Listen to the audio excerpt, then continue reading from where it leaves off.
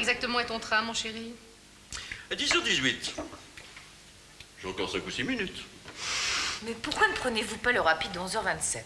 Parce que c'est le train de luxe et que ça coûte un prix fou. Qu'est-ce que c'est que cette sonnette? C'est la sonnette du casino qui annonce que le théâtre va commencer. Oh, on joue Primrose ce soir. J'aurais tant voulu y aller, justement. Figurez-vous que nous n'avons jamais vu Primrose. C'est une pièce ravissante. C'est ce que tout le monde dit. On la rejouera peut-être au mois d'août. Oui, mais alors ce seront les artistes du casino qui la joueront. Tandis que ce soir, c'est une tournée avec Madeleine Renaud de l'Académie française. Qu'est-ce que tu dis? De la comédie française, dans le rôle principal. On ne peut pas tout faire. C'est bien que nous soyons en vacances, les affaires avant tout, n'est-ce pas? Pas avant tout, non. Mais enfin, il ne faut pas les négliger non plus. Remettez votre voyage de 24 heures. Hélas, je ne le peux pas, ma petite Henriette. Dis-moi, est-ce que ta montre est bien à l'heure au moins? Oui, oui. Oh, il va falloir que je m'en aille. Tu as l'air de me pousser à partir. Mais je n'en ai clair, tu sais, car dans le fond, je déteste le voir s'en aller. D'abord parce qu'il s'en va, et puis parce que je reste seule. J'ai horreur de rester seule. Demande à Henriette de passer la nuit à côté de toi. Tu es fou, voyons jamais de la vie. Pourquoi? Parce que j'aurais honte.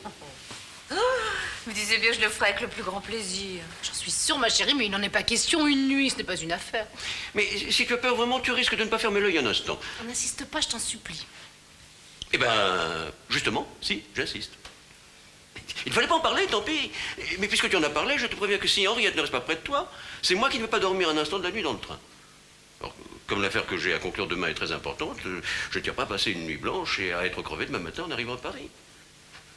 Donc, Henriette, je vous supplie de nous faire l'amitié de... Ne prenez pas la peine de supplier, la cause est entendue. Je ne quitterai Thérèse qu'à 9h demain matin pour aller faire ma cure. Ah, mais... Je trouve ça ridicule.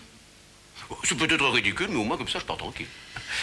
C'est bon, si je ne veux pas rater mon train, il ne faut pas que je perde une seconde. Il me faut 7 minutes pour aller à la gare. Au revoir, Henriette. Merci de tout cœur. Et toi, embrasse-moi vite. Alors, mettons-nous bien d'accord. D'accord. Veux-tu être gentil? Aide-moi, s'il te plaît. Donne-moi un petit coup de main, veux-tu? Je vois Vimereux demain matin à 11h. Nous déjeunons ensemble et comme nous devons être à 2h chez Mas, il est peu probable que j'ai le temps de te téléphoner avant de reprendre mon train à 5h. Pourquoi me dis-tu ça? Parce qu'il est convenu que je rentre ici demain soir à minuit. Bien sûr, je ne t'ai pas demandé de me téléphoner, moi. Non. C'est pourquoi je ne te téléphonerai que dans le cas, très improbable d'ailleurs, où je serai obligé de rester à Paris 24 heures de plus. Mais il n'est pas question que tu restes à Paris 24 heures de plus. Mais si, il en est question puisque je t'en parle. C'est la première fois que tu m'en parles. Parce que c'est la première fois que j'y pense. Si Vimereux demandait quelques heures de réflexion avant de la signature du contrat, je ne pourrais pas les lui refuser. Tu le comprends bien. Oh, puis d'ailleurs, écoute, c'est bien simple. Je suivrai le conseil que Mas me donnera. Mon Dieu, Dieu, Dieu. Quoi donc? Toujours être soupçonné, c'est intolérable. Je ne te soupçonne pas, je te questionne. Ah, de quelle façon le fais-tu? Est-ce que je te soupçonne, moi? Oh, quelle raison aurais-tu de le faire? Quelle raison as-tu donc, toi? Tu pars. Et puis après, tu restes bien, toi? Oh, oh. Ah, parce que tu t'imagines que c'est pour mon plaisir que je vais à Paris, n'est-ce pas? Tu ne serais pas le premier homme qui... Oh, écoute, mon petit, je n'ai pas le temps de te laisser me faire une scène. Tiens, d'ailleurs, fais une chose bien simple. Demain, à 2h, tu me téléphones toi-même chez Mas. Comme ça, tu seras convaincu que je ne suis pas en train de m'amuser. Mais embrasse-moi vite. Merci encore, Henriette. Et demain, presque sûrement. Oh, et ne me garde pas mon voyage, je t'en supplie. Au revoir, au revoir. Au revoir. Au revoir. Mais qu'est-ce qu'il y a donc, ma chérie? Comme quoi? Tu as des soupçons sur la conduite de ton mari. Oh non, non, non. Je n'ai pas de soupçon. J'ai une belle petite certitude. Quelle certitude? Eh bien, j'ai la certitude que mon mari se fiche de moi. Comment ça? Il a reçu ce matin une dépêche de Mas l'avisant que la signature de son fameux contrat était remise à huitaine. Non. Si. Et comme j'avais eu la bonne idée d'ouvrir la dépêche avant de la lui remettre... Oh, comment tu as fait ça? Oh, en vérité, tu vas comprendre. Je l'ai fait sans le faire. Tu sais que le bureau de poste est à 2 pas d'ici. Eh bien, le petit bout de papier collant qui sert à fermer les télégrammes est encore tout mouillé quand on nous les apporte. Celui de ce matin ne tenait vraiment pas, je te jure, que ce que j'ai fait était plus dégoûtant qu'indiscret. Mais il s'en est pas aperçu. Qui? Mais ton mari? Mais non, parce que quand il est rentré une demi-heure plus tard, le petit bout de papier collant était complètement sec. Mais pourquoi tu ne lui as pas parlé? Pourquoi tu l'as laissé partir? Ah, ça c'est une autre question. Ça, c'est toute une histoire. Que tu vas me raconter. Tu penses bien que je vais te la raconter. Seulement toi, tu vas me jurer sur la tête de ta mère que jamais personne au monde, même si on se brouillait toutes les deux... Non, voilà d'horribles suppositions. Je sais pas laquelle est la plus vilaine des deux. Je plaisantais. Voilà ce qui m'arrive. Si tu me racontais ça en faisant les 100 pas avec moi sous les arbres. Non. Mais tu aimes bien te promener dans le parc? Oui, seulement ce soir, tu vas y aller toute seule. Comment ça, je vais y aller toute seule? Oui, dans 5 minutes, je vais te mettre à la porte. Tu reviendras dans 1 heure si tu veux, mais pendant une bonne petite demi-heure, tu auras la gentillesse de disparaître. Mais pourquoi? Parce que j'ai commencé de faire une folie et que je veux la faire jusqu'au bout. Une folie? Oui. Oh. Une délicieuse folie. Raconte. Eh bien voilà. Tu sais que le rêve de mon enfance avait été de faire du théâtre. Et tu sais que j'ai toujours adoré les acteurs.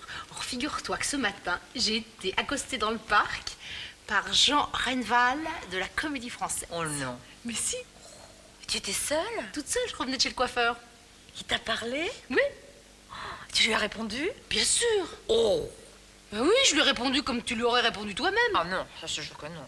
Ne jure pas, ma chérie. Ces gens-là ont une façon de faire les choses qui n'est pas du tout incorrecte. Comment ça, qui n'est pas du tout incorrect? Non, non, non, crois-moi bien. Mais comment un inconnu t'adresse la parole? Oui, mais c'est que justement, un homme connu n'est jamais un inconnu. Un véritable inconnu, c'est un homme qu'on ne connaît pas et qui ne vous connaît pas.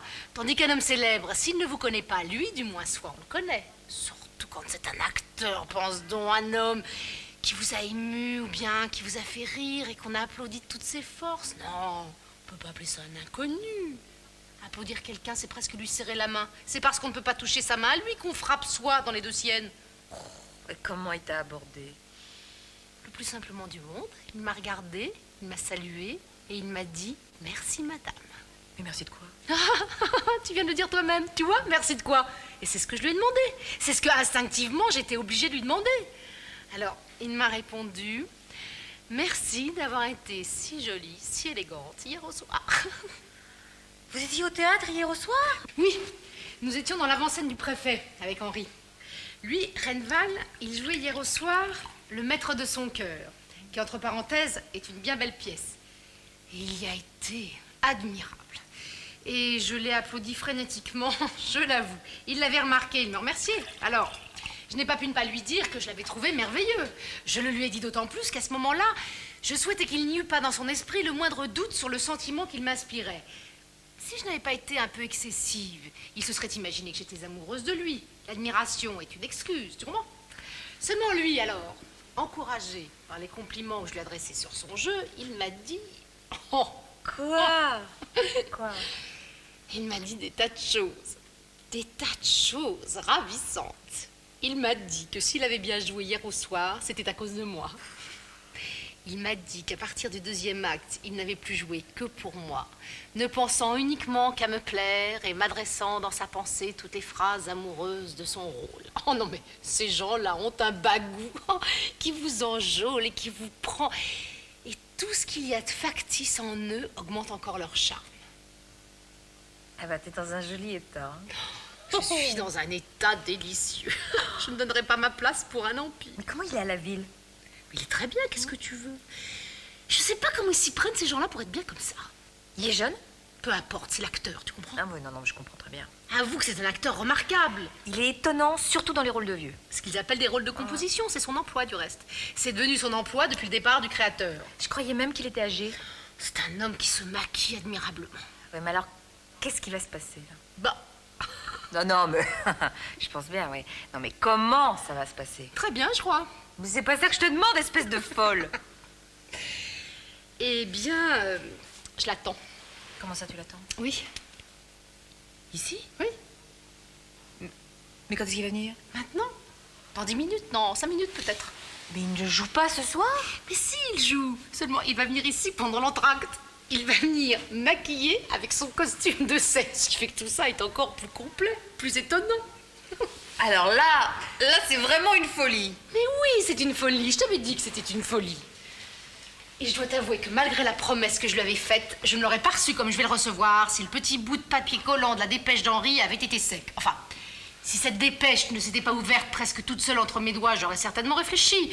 Mais puisque j'ai la certitude que mon mari se fiche de moi, je ne veux pas réfléchir. Alors moi, je voudrais comprendre une chose. Attends, une seconde. Non. Je voudrais comprendre une chose. Si je peux te l'expliquer, vas-y. Pourquoi, ayant la certitude que ton mari se moque de toi, étant décidé à le laisser partir, lui as-tu fait un vague commencement de scène de jalousie? Pour deux raisons. Pour qu'il me dise quelque chose de désagréable et pour qu'il n'ait pas de soupçon à mon égard. Ah, pour avoir moins de remords et plus de tranquillité. Exactement. Oh. Mais alors sois logique, si tu as peur d'avoir des remords, pourquoi fais-tu une chose qui... Ah non, non, n'use pas ta salive, tu ne m'empêcheras pas de faire jusqu'au bout cette folie qui me ravit, qui m'enchante. L'occasion est trop belle, tu comprends? Ce serait stupide humainement de ne pas en profiter. Je crois aux coïncidences, moi. Or, jamais je n'ai vu une pareille série de coïncidences. Non, rends-toi compte. Je suis seule ce soir. Cet homme est un acteur. Il me plaît physiquement. Notre villa est juste en face de l'entrée des artistes du casino. Il n'a que la rue à traverser. Cette rue est toujours obscure. Il ne sait pas mon nom. Il part demain matin. Je ne le reverrai jamais et mon mari me trompe. Allons, franchement, les yeux dans les yeux. Avoue que tu m'envies. Tu penses bien que je t'envie. Quelle est la femme honnête qui ne t'envierait pas? Alors embrasse-moi. Il disparaît, car voilà la sonnette de l'entracte. Et puis pense que nous avons la boule en plus pour nous. Quelle boule? La boule, le jeu de la boule, quoi, qui prolonge interminablement les entractes. Allez, file. Il revient dans une heure que je puisse au moins te raconter tout ça. Ma part est modeste à moi. Et bon espoir, tu as 5 tournées pendant le mois d'août. À tout à l'heure. Un mot pourtant, pour que tu comprennes ma conduite. Et tu ne me juges pas trop sévèrement, il faut que tu saches que ce n'est pas la première fois que je trompe Henri. Non. Mais non, c'est la 3e fois. Alors tu vois que ce n'est donc pas si grave que tu le pensais.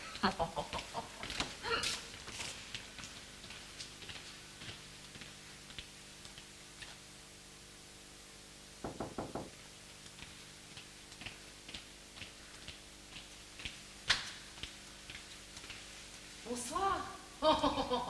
Oh, bonsoir.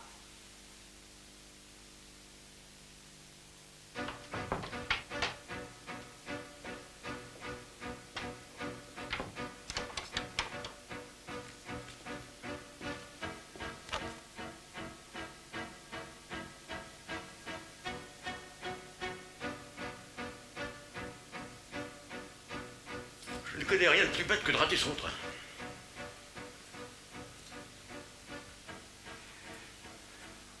Alors, ce qui est encore plus stupide, c'est de le rater 2 fois. Car non seulement je l'ai raté ici, mais il a fallu que je le rate une 2e fois à la station suivante où je vais essayer de le rattraper avec l'autobus de la gare.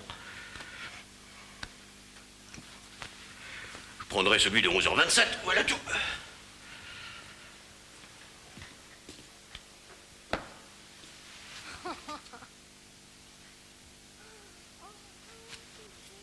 Bien. Qu'est-ce que c'est que ça? Est-ce que ma femme est cette brave petite Henri? Oh, je ne peux pas le croire. Ah, ça mais... C'est une voix d'homme que j'entends. Les misérables.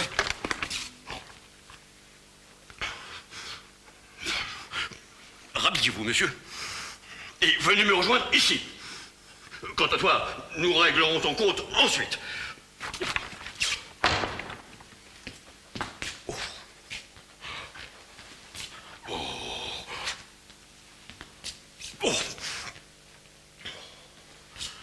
Un homme en cheveux blancs. Et tout nu. Quelle horreur. Ah bah, il va prendre quelque chose, celui-là.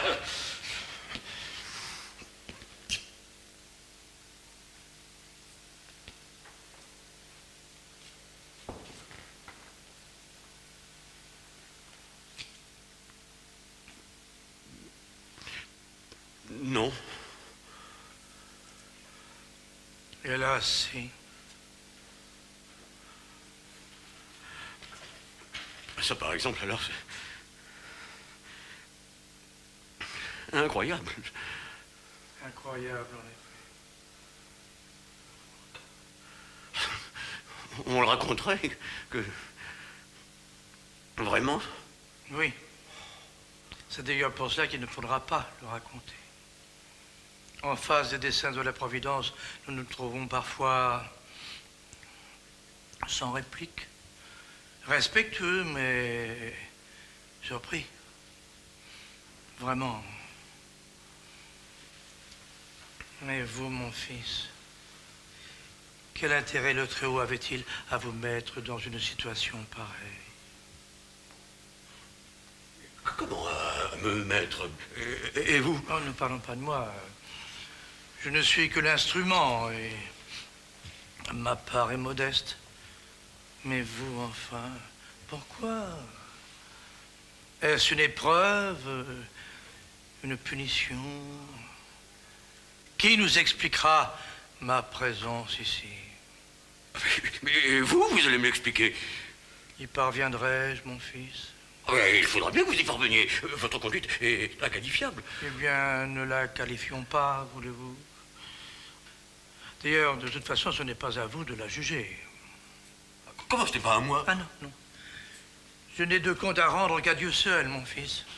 Mais, d'abord, je ne vous permets pas, monsieur, de m'appeler votre fils. Et moi, je vous prie de m'appeler mon père en me parlant. C'est bien le moins que je puisse accepter si vous ne voulez pas que j'ombre à l'instant l'entretien. Non, je partage votre émotion et je veux m'appliquer à calmer votre courroux. Mais le malheur d'ailleurs relatif qui vous frappe... Non, non, je sais ce que je dis. Le malheur d'ailleurs relatif qui vous frappe ne vous autorise pas à oublier le respect que l'on doit au costume que je porte. Permettez-moi de vous dire que vous ne donnez guère l'exemple du respect qu'on lui doit. Je l'avais retiré, mon fils. Vous avez pu le constater vous-même.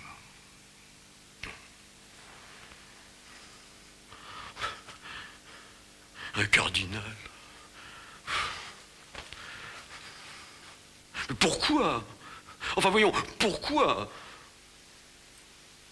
La rareté du fait, la crainte du scandale, l'assurance d'une discrétion à toute épreuve. Mais, d'abord, pardon, comment vous êtes-vous connus tous les deux? Comment nous nous sommes connus? À Confesse, dans le Saint-Lieu. Un cœur meurtri peut éveiller en nous tant de compassion. Oui. Mais enfin, tout de même. Mon fils, vous en voyez la preuve. Mais dites-moi, mon fils, eussiez-vous préféré qu'un homme sans aveu, sans foi, qu'un étranger, qu'un protestant, qu'un juif, qu'un bouddhiste même, eût été son complice et le larron de votre honneur? Ah non, non, je ne peux pas le croire. Non, sa faute était fatale, inévitable même, puisqu'un homme comme moi n'a pas pu l'empêcher de la commettre. Mes exhortations, mes conseils les plus sages, rien ne pouvait la détourner du mal qu'elle voulait faire. Il fallait bien que quelqu'un se dévoie. Je l'ai fait. Vous me comprendriez, mon fils, si vous étiez un prêtre. Mais faisons une croix sur le passé et voyons le présent.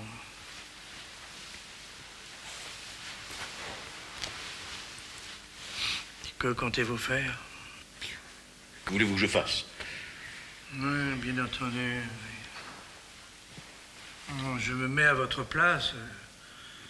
Bon, je conçois votre embarras et je m'explique votre gêne. D'une part, toute espèce de rencontre à l'épée ou au pistolet est impossible entre nous. Pourquoi? Comment, pourquoi? Mais l'Église condamne le duel et l'interdit. Donc il ne peut pas en être question. Et si j'ouvrais cette fenêtre? Si j'ameutais les gens qui passent? Si je faisais constater votre présence sous mon toit? C'est une solution. Ah. C'est une solution, mais c'est une solution que, dans votre intérêt, je vous déconseille. Vous passeriez pour un démon. Un cardinal ici, c'est peu vraisemblable. Le vrai peut quelquefois, vous le savez, mon fils, n'être pas vraisemblable. Et devant ses aveux à elle, supposez qu'elle avoue. Oui, supposons qu'elle avoue. Alors, pensez au ridicule qui en rejaillirait sur vous. Sur vous aussi? Non, non. Non, cessez de vous comparer à moi. Ça n'a aucun rapport. Songez que je n'ai ni foyer ni lien d'aucune sorte. Je peux changer de nom, de ville, de pays. N'avons-nous pas nos colonies? Admirable débouché qui s'offre à notre activité bienfaisante. Et puis, réfléchissez, mon fils. La justice des hommes. Parlez-vous le latin? Non. Humanum justitiae claudicat, et feri terrarum. Hein? Évidemment. Car vous faites fausse route, mon enfant. Et la seule question qui se pose est celle-ci. Croyez-vous? Comment si je crois? Vous croyez? Mais non, je ne crois pas. Ah, vous ne croyez pas? Enfin, je suis sûr. De quoi? Je vous ai vus tous les deux là, couchés. Non. Ah, mais si. Mais non, non, mon fils. Un instant, s'il vous plaît. Je vous demande si vous croyez en Dieu. Ah. Oui, oui, je crois en Dieu. Oh non, mais il ne faut pas le dire comme ça. Oh non, c'est extrêmement important, ça. Asseyez-vous. Car c'est lui alors qui va vous donner la force de supporter cette épreuve. Mais considérez bien, mon fils, que ce qui vous arrive est une mortification et un avertissement, sans quoi nous n'en sortirons jamais. Vous en avez de bonnes, par exemple, vous. Juste conservez votre sang-froid. Il est le témoignage d'une âme élevée. Ma présence sous votre toit doit avoir un sens qui assurément nous échappe. Moi, j'y vois le doigt de Dieu. Mais considérez bien aussi que ce qui vous arrive ne serait pas arrivé à hâter. Pourquoi le ciel m'a-t-il choisi? Pourquoi vous a-t-il mis, vous, dans l'impossibilité d'exercer votre vengeance? En un mot, pourquoi le ciel veut-il que cette affaire en reste là? Car il le veut. Pourquoi le veut-il? Faites un examen rapide de votre conscience. Je vous laisse un instant. Non, mais faites.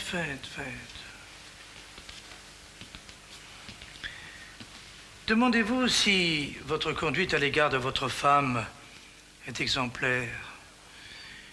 N'avez-vous aucun reproche à vous adresser? Soyez scrupuleux.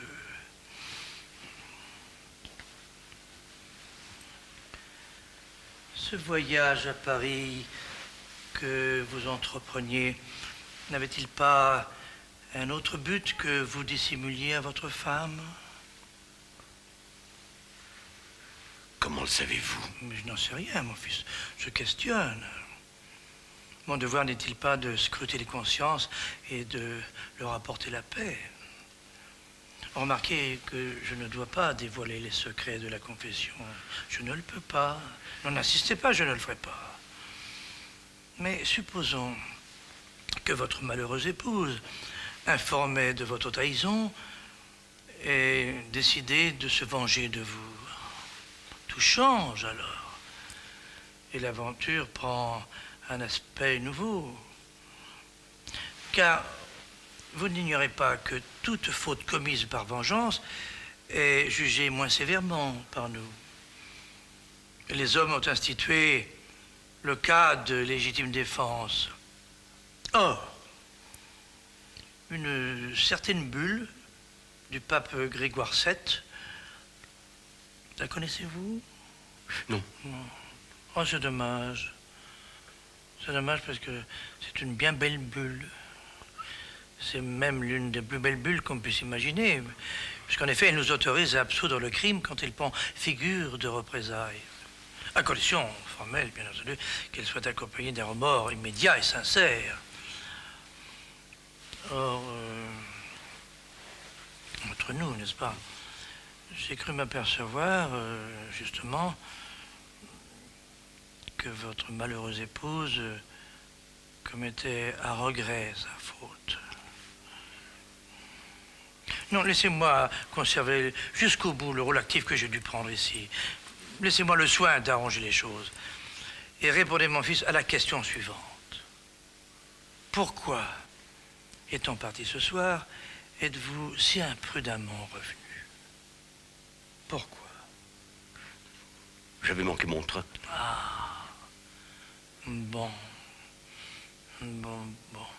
En avez-vous un autre? À 11h27. Eh bien, il faut que vous le preniez. Comment? Oui, il faut que vous restiez à Paris 4 jours. 4 jours? 4 ou 5 jours pour que vos nerfs, tous les deux, se calment. 4 ou 5 jours? Ou 5 ou 6, à votre gré. Et vous croyez que... Quoi donc? Qu'elle acceptera la chose? J'en fais mon affaire. Et vous restez à Vichy? Non, moi, je suis en tournée, moi. Hein? Oui, en tournée, oui. De surveillance dans tout le diocèse. Et je repars demain.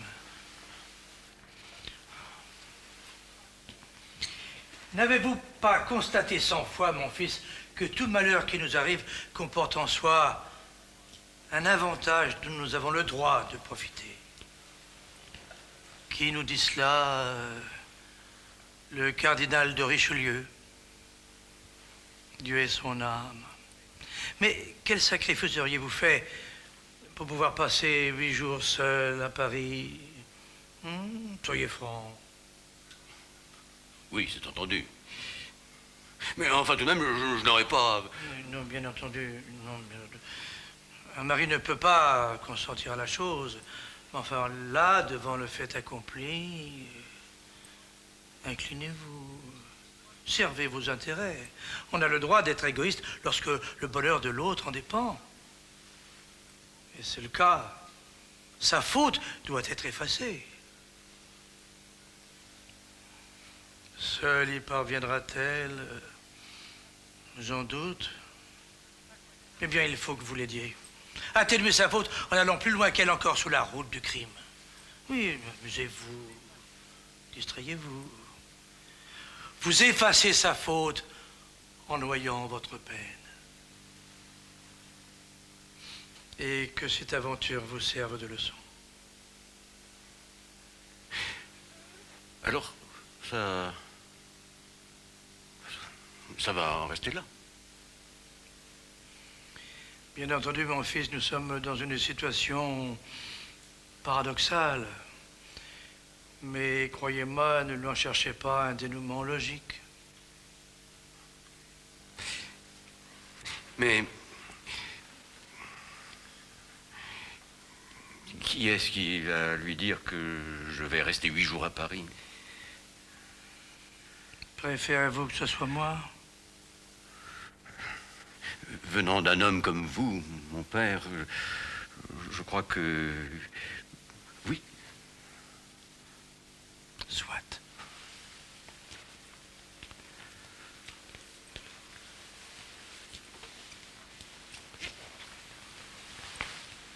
Mais ne restez pas près d'elle après.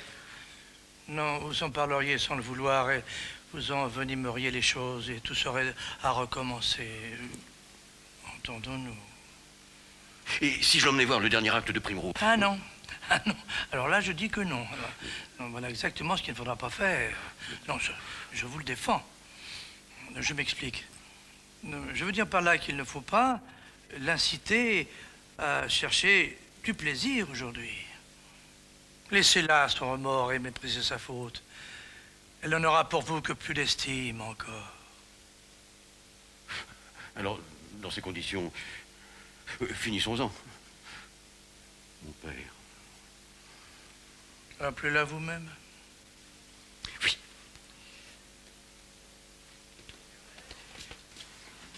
Thérèse.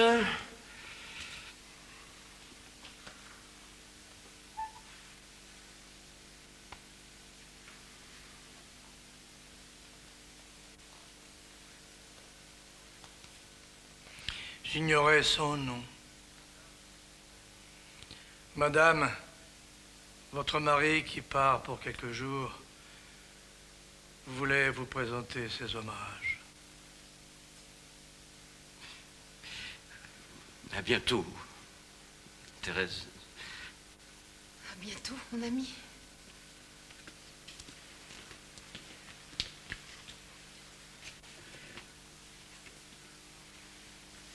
Adieu, mon enfant. Adieu, mon père. Adieu, mon père. Baiser. Baiser. Baiser ma bague.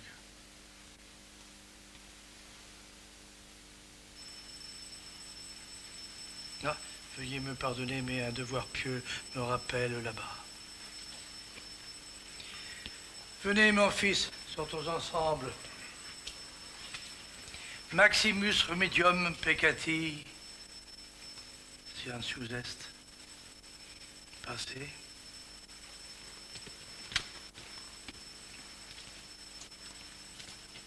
Je reviendrai après le dernier acte.